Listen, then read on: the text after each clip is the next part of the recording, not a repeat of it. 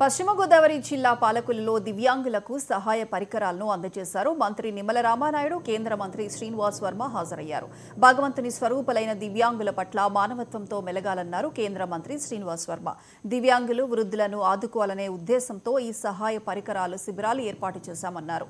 ఇక డయాలసిస్ బాధితులకు అందించే పెన్షన్ పెంచామని మంత్రి నిమ్మల తెలిపారు. శిబిరానికి హాజరైన దివ్యాంగులను ఆప్యాయంగా పలకరించారు మంత్రి నిమ్మల.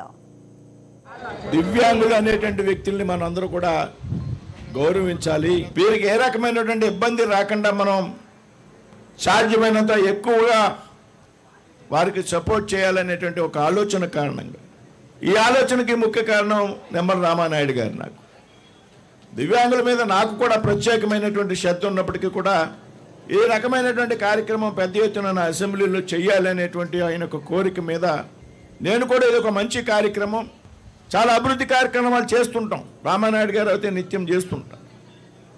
రోడ్లు, డ్రైన్స్, కాలువలు తవ్వించడం.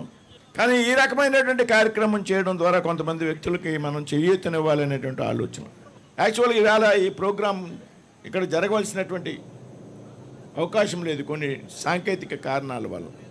రామానాయుడు గారు మొన్న శుక్రవారం, లక్షవారం అనుకుంటా ట్రైన్లో ఆయన వైజాగ్ పోతున్నాడు. నేను అప్పుడే రాజస్థాన్ నుంచి వచ్చి ఫ్లైట్ దిగి ఎయిర్పోర్ట్లో నేనుంటే ఫోన్ చేసి ఈ కార్యక్రమం 2024లో మేము మీ అందరి ఆశీర్వాదంతో కూటమి ప్రభుత్వం అధికారంలోకి వచ్చిన తర్వాత శాసనసభ్యుడిగా ఈ పాలకొల్లు నియోజకవర్గంలో నేను కూడా గెలిచిన తర్వాత నుంచి ఈ దివ్యాంగులకి ఇటువంటి క్యాంపును కండక్ట్ చేసి ఈ దివ్యాంగులకి అవసరమయ్యేటువంటి ఉపకరణాలు అంటే ఏవైతే కొంతమందికి చేతి కర్రలు కావాలి, కొంతమందికి మరి ఏదైతే చెవిలో మిషన్లు కావాలి, అదేవిధంగా కొంతమందికి వీల్ చైర్లు కావాలి, కొంతమందికి బ్యాటరీ కార్లు కావాలి, ఇలాగా రకరకాలుగా అంటే వాళ్ళ అవసరాలు, కొంతమందికి కృత్రిమ కాళ్ళు కావాలి, కొంతమంది నడవడానికి హ్యాండిల్స్, అంటే ఇట్లా చాలా రకాలైనటువంటి పరికరాలు.